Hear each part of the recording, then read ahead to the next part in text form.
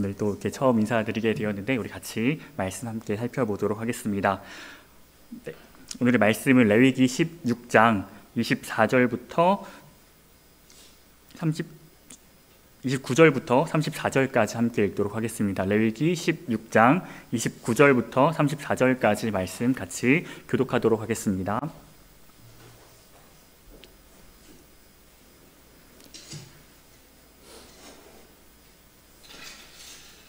네, 다 찾으신 줄로 알고 함께 말씀 교독하도록 하겠습니다. 제가 먼저 읽겠습니다.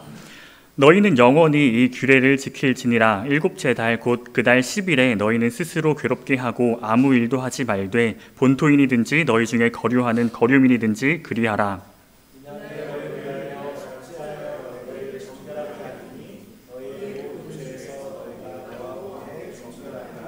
이는 너희에게 안식일 중에 안식일인즉 너희는 스스로 괴롭게 할지니 영원히 지킬 규례라.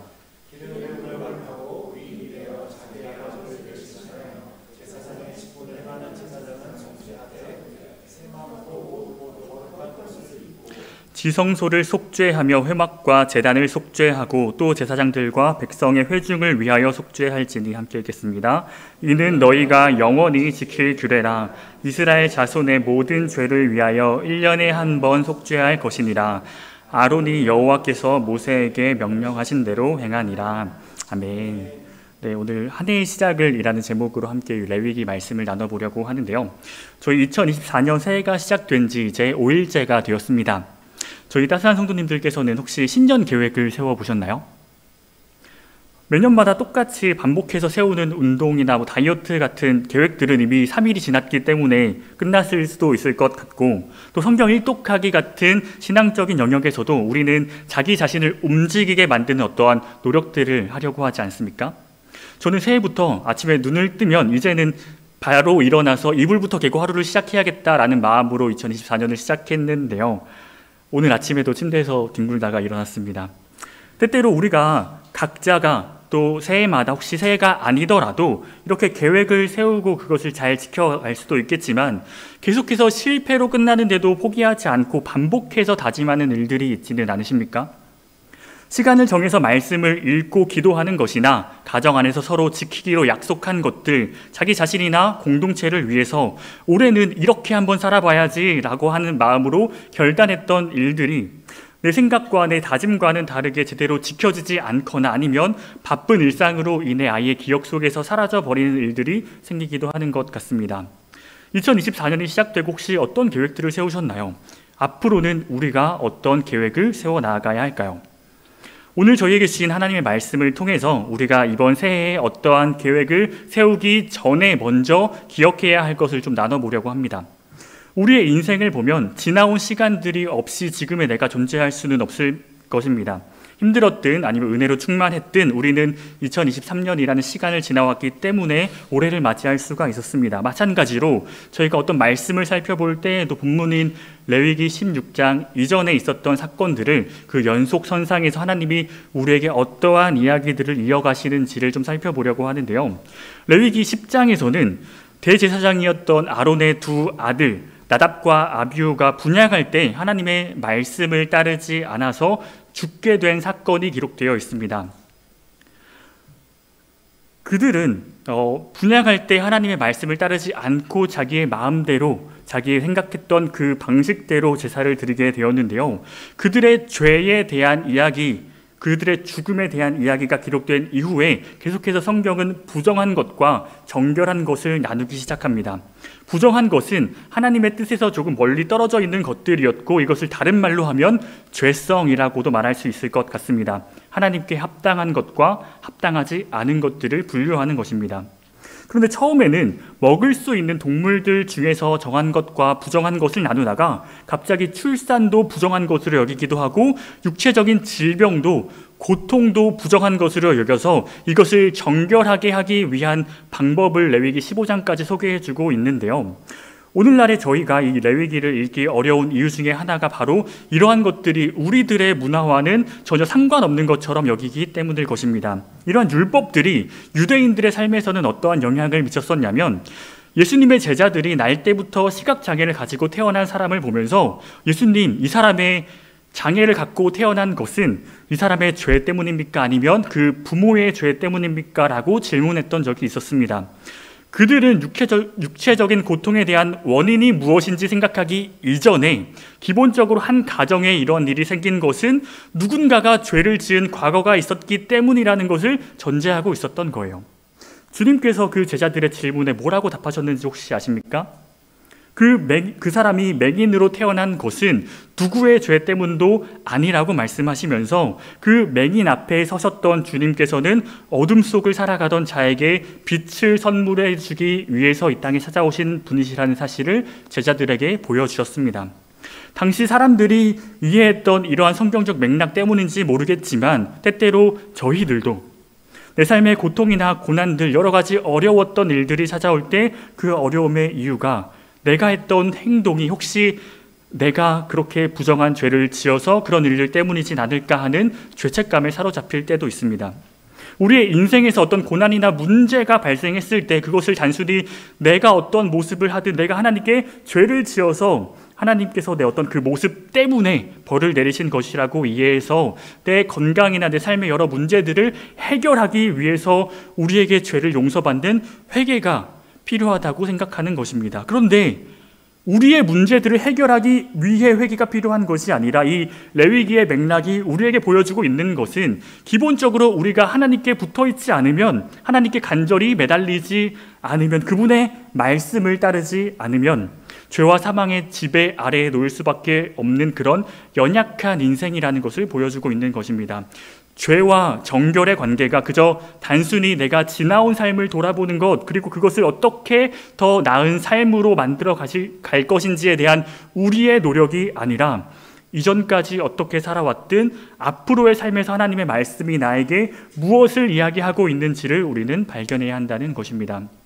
그리고 그렇게 죄와 정결함을 말씀하신 이후에 이어서 16장을 이렇게 시작하고 있습니다. 16장 1절입니다. 아론의 두 아들이 여호와 앞에 나아가다가 죽은 후에 여호와께서 모세에게 말씀하시니라. 10장에 있었던 그 사건 이후에 중간에 죄를 어떻게 해결해 가시는지를 설명하고 다시 한번 그 10장의 사건을 떠올리게 하셨습니다. 나답과 아비후는 대제사장인 아버지를 따라서 제사장이 되었지만 하나님께 죄를 지어서 죽게 되었습니다. 아론의 아들들이 하나님께 지었던 죄는 그들이 어떤 일상을 살았는지, 내 삶에서 어떤 부분이 무너지고 어떤 것을 잘 세우지 못했는지에 대한 그런 개인적인 문제들이 아니라 하나님께서 나에게 말씀하신 것, 하나님과의 약속을 제대로 지키지 않았던 것에 대한 책임이었습니다. 저희가 함께 읽었던 레위기 16장 전체의 내용은 특별히 이스라엘 백성들이 기념했던 신년 절기에 대한 상세한 규례가 기록되어 있는 말씀인데요. 함께 읽었던 본문 29절을 다시 보면 너희는 영원히 이 규례를 지킬지니라. 7째 달 곧 그 달 10일에 너희는 스스로 괴롭게 하고 아무 일도 하지 말되 본토인이든지 너희 중에 거류하는 거류민이든지 그리하라 라고 말씀하셨습니다. 이스라엘 사람들에게 있어서 새해는 저희처럼 1월 1일을 지키는 것이 아니라 음력으로 7월 1일을 지켰었는데요. 사실 1월 1일에 뜨는 해나 7월 1일에 뜨는 해나 내일 뜨는 해도 똑같은 해인데 저는 어렸을 때부터 그게 정말 싫었던 것 같아요. 어렸을 때부터 너무 게을러서 새해마다 가족들이 늘 해돋이를 보러 가자고 새벽마다 깨우는데 혹시 해돋이 보러 가시나요? 그거 본다고 새해가 더 잘 풀리거나 뭐가 달라지는 것도 아닌데 라는 그 어린 마음에 괜히 불평하면서 새해를 그냥 집에서 편하게 보내는 것을 좋아했었습니다. 그런데 이스라엘 사람들은 매년 새해가 되면 모든 구성원들이 함께 모이는 것을 절대로 게을리하지 않았습니다.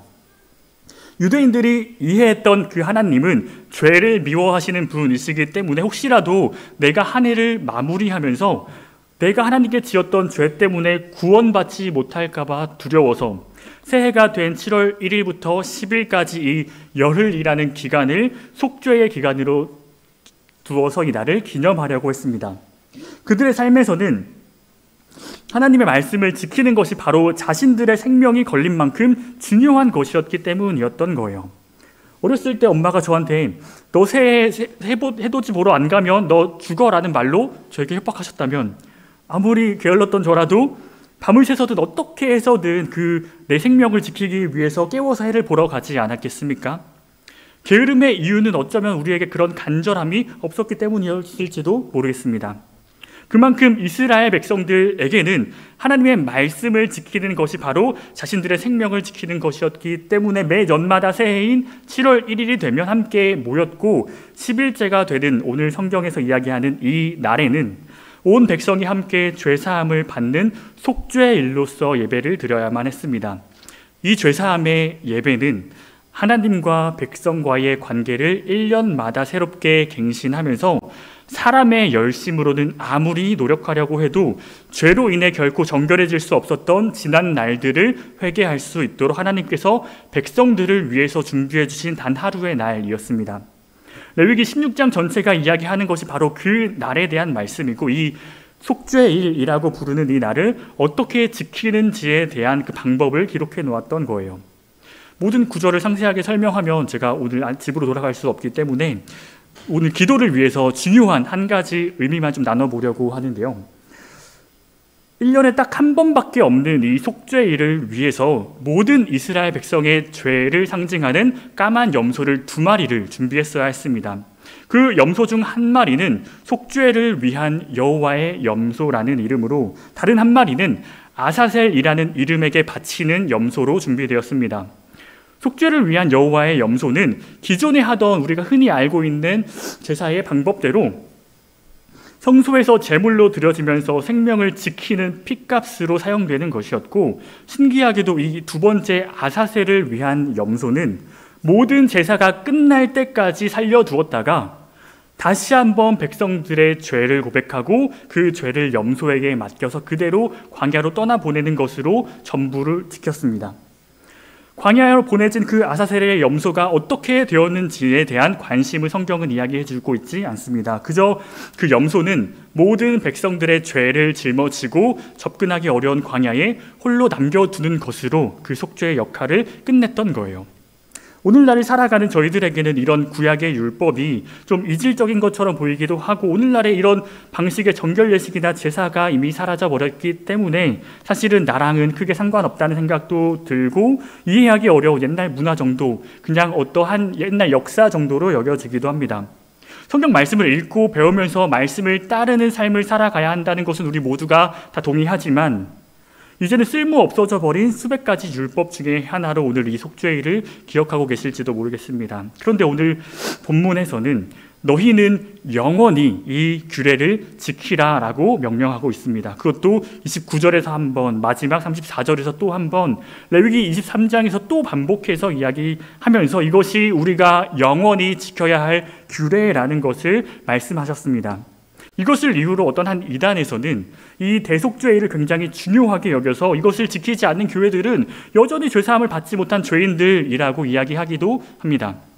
영원하다라는 것은 우리가 생각하는 그 시간과 별개로 모든 영역에서 일어나야 하는 일이고, 하나님께서는 저희에게 영원히 이 속죄일을 지키라고 말씀하셨는데요. 그렇다면 우리도 이 규례를 지켜서 이 속죄일을 행해야 하지 않을까요? 우리가 지금처럼 새해를 이렇게 보내버리면 우린 하나님의 말씀 이 한 구절도 제대로 지키지 못하는 것이 아닐까요?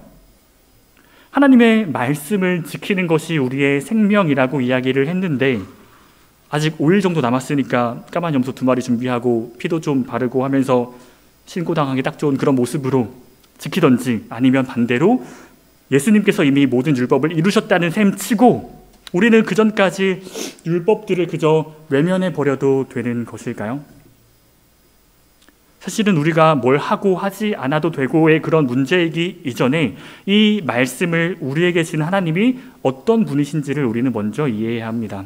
하나님께서 단순히 먼 옛날에 그저 출애굽한 백성들에게만, 그들만 지켜야 하는 그런 말씀을 남기시고 우리에게는 그저 하나의 역사 이야기로만 소개시켜 주시는 것이 아니라, 그 하나님께서 지금도 인격적이시고 먼 수천 년 전뿐만 아니라 오늘날의 우리들의 삶에까지 관심을 갖고 계셔서 그때부터 지금까지 우리들의 삶을 동일한 말씀을 통해서 인도해 가시는 그런 하나님이시라는 사실을 우리가 기억하고, 그분의 원래 뜻과 목적이 무엇인지에 대한 관심을 우리는 가져야 합니다. 성경에서는 이 속죄일에서 가장 중요한 이 두 마리의 염소가 여호와를 위한 염소와 아사셀을 위한 염소가 똑같이 백성들의 모든 죄를 담당하고 있다고 이야기하고 있습니다. 이 두 마리의 염소는 각자 서로 다른 방식의 죄사함을 나타내주고 있습니다. 이전까지 죄를 정결하게 하는 율법의 방법은 하나님께서 가르쳐 주신 방법대로 제사를 드리는 것이었습니다. 여호와의 염소는 그렇게 하나님께서 사람들의 노력으로 율법을 지키는 것으로 죄의 문제를 해결하게 하셨던 방법이었습니다. 그런데 두 번째, 이 아사셀의 염소는 조금 다릅니다. 그렇게 이미 속죄를 위해서 값을 치르는 모든 과정을 끝냈음에도 불구하고 다시 한번 백성들의 모든 죄를 그 염소에게 맡기고 그것을 성 밖으로 떠나보내는 과정을 필요로 했습니다. 왜 이것을 다른 방식으로, 또 원래대로라고 하면 값을 치르는 것으로 이미 끝나야만 했는데 왜 두 번이나 이 용서의 과정을 반복해야만 했을까요? 마치 하나님께서 어떤 문제의 해결 방법을 말씀하셨을 때 사람들이 그것을 자기의 힘으로 내가 해낼 수 있는 것처럼 여겨서 하나님이 무엇을 원하시는지와 관계없이 내가 그것을 기능적으로 해내는 것으로 만족하면서 살아가지 않을까 하는 그런 우리의 본능적인 연약함의 문제를 방지하시기 위해서 전적으로 우리의 문제를 맡겨드릴 수밖에 없고 하나님만을 의지하면서 살아갈 수밖에 없는 우리가 그런 연약한 존재라는 것을 그 염소를 통해서 보여주고 계시는 것 같습니다. 그래서 잠언 16장 9절 말씀을 통해서는 이렇게 말씀하셨습니다. 사람이 마음으로 자기의 길을 계획할지라도 그의 걸음을 인도하시는 이는 여호와시니라. 이사야는 이것을 이렇게 설명합니다. 우리는 다 양과 같아서 그릇 행하여 각기 제 갈 길로 갔지만 여호와께서는 우리 모두의 죄악을 그에게 담당시키셨도다. 우리의 계획, 우리의 열심을 잘 지키다 보면 그것이 내 삶을 더 낫게 만들 수 있을 것 같고 우리는 그렇게 내 삶을 더 좋게 만들어 갈 수 있을 것이라고 쉽게 생각할 수 있지만 우리를 인도하시는 하나님, 이 땅에 찾아오셔서 우리의 모든 잘못된 방향을 고쳐주시는 주님이 내 삶의 우선순위에 계시지 않는다면 그 주님께서 우리를 위해 행하신 하나님의 열심이 없다면 이전까지 우리가 해왔던 그 열심이 얼마나 헛된 것인지를 이 두 마리의 염소를 통해서 우리에게 말씀해 주시는 것입니다. 아사셀의 염소는 백성들 중에서 그들과 함께 모든 예배의 과정을 함께 참여하고 끝내 사람의 힘으로는 해결할 수 없었던 그 연약한 백성들의 모든 죄까지도 혼자서 전부 짊어지고 누구도 찾지 않는 광야에 홀로 버림을 받은 그 예수 그리스도, 그분의 십자가 사건을 통해서 우리의 연약함을 아시는 그 주님께서 우리를 대신해서 죄의 문제를 해결해 주시는 것으로 우리에 대한 자신의 사랑을 확증하셨던 것을 보여주고 있는 것입니다. 그렇게 모든 죄를 짊어지는 아사셀의 염소와 같이 영문 밖으로 아무도 찾지 않는 그 광야로 누구도 바라지 않는 그런 모습으로 내쫓겨 주심으로 우리를 위한 그 속죄, 우리의 정결함을 대신 이루어 주신 것입니다. 성경은 그 먼 옛날부터 혼자서 아둥바둥 살아가고 내 힘으로 무엇이든 하기를 좋아하는 그런 교만한 우리들을 위해서 내 노력이 전부가 아니라 우리의 모든 것을 주님께 맡겨드리지 않고는 내 삶의 문제를 해결할 수 없다고 이야기하고 있습니다. 사랑하는 우리 따스한 교회 성도 여러분, 이제 좀 말씀을 정리하려고 하는데요. 우리는 뭔가를 시작할 때쯤에 굉장히 열심을 내려고 하는 것 같습니다.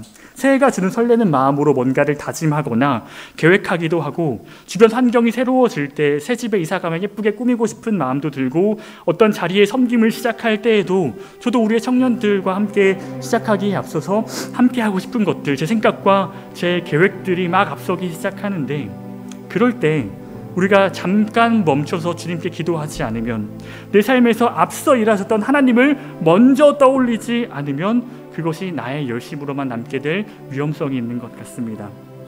내 힘으로 열심히 하다가도 금방 지쳐서 내가 했던 노력들, 내 열심 자꾸만 하나님은 사라지고 결국에 아무것도 하지 못했던 나의 연약함을 발견했던 그런 적이 있지는 않으셨습니까? 우리가 새해를 시작하면 지나온 시간들이 생각나고 아쉬웠던 일, 부족했던 나의 모습을 돌이켜보면서 새해에는 그런 나의 연약한 모습을 내 힘으로 채워가기 위해서 내가 할 수 있는 일들을 계획하고 노력하는 그런 우리들의 마음보다 먼저 우리가 기억해야 하는 것은 우리의 일상을 지키기 위해서 나의 연약함을 돌보기 위해서 어떤 노력들을 하는 것보다 물론 그런 우리의 모습도 율법적인 상황 안에서는 너무나도 중요하겠지만 그보다 먼저 하나님께서 내 삶의 문제들을 해결하기 위해서 이미 준비해 놓으신 계획이 있다는 것을 기억하는 시간이 되었으면 좋겠습니다. 내 자신이나 내 신앙을 위한 계획, 우리의 가정이나 우리의 공동체, 이 교회를 세워가기 위한 나의 다짐이나 노력들보다 앞서서 이미 하나님께서 나를 위해, 이 공동체를 위해, 우리 서로를 위해서 2024년이라는 그 시간을 넘어서 영원 전부터 준비해 놓으신 계획이 있다는 것을 우리 마음에 새겼으면 좋겠습니다. 앞으로도 우리가 뭔가 계속해서 계획하고 열심히 해 나아갈 것입니다. 그런 우리의 열심으로 아무리 노력해도 상황이 나아지는 것 같지 않을 때 이미 그것을 해결하러 오신 예수 그리스도의 열심을 바라보면서 지나온 모든 시간이 하나님의 은혜였던 것처럼 앞으로의 다가올 모든 순간들 또한 나의 열심의 부족함이 아니라 때를 따라서 하나님의 선하신 계획을 완성해 가실 그 놀라우신 하나님의 일하심을 바라보면서 어떠한 삶의 순간에도 좌절하지 않고 이미 예수 그리스도의 죄사함을 받아 정결해진 우리의 존재 자체로 복이 되었다는 것을 누림으로 이번 2024년을 그렇게 기대와 소망으로 가득 채워가는 저희 모든 따스한 교회가 되기를 간절히 소망합니다. 이제 우리 함께 찬양하고 기도하는 시간을 함께 가졌으면 좋겠는데요. 2023년을 보내면서 부족한 나의 모습을 채워가기 위한 나의 열심이 아니라 나의 연약한 마음을 이미 아시고 모든 것을 선한 것으로 채워가실 주님의 마음을 구하는 고백으로 하나님의 뜻을 먼저 구하는 한 해가 되게 해달라는 마음으로 함께 주님 마음 내게 주소서 함께 찬양하시겠습니다.